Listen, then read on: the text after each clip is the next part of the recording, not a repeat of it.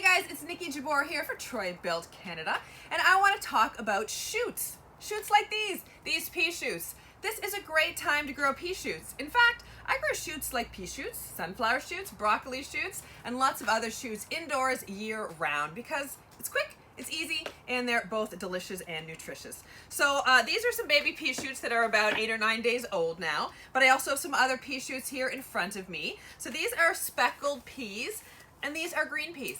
And as you can see, there's quite a difference in the size of the plants, although they were sown at the exact same time, about 3 weeks ago now. What's interesting though is the speckled peas, they do grow quicker, so you can get a harvest probably about twice as fast as you would from the green peas.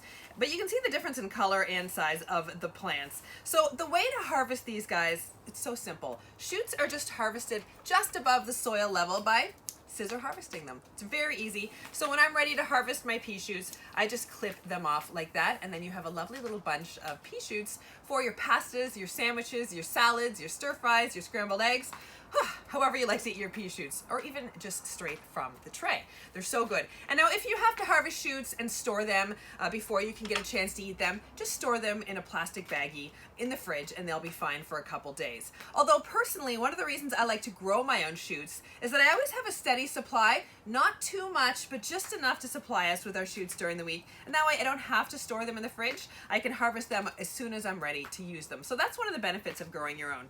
So again, most shoots are harvested when they're about 4 to 6 inches tall. Although these pea shoots now are probably close to a foot. That's perfectly fine. They're still delicious. They just become a bit of a tangle.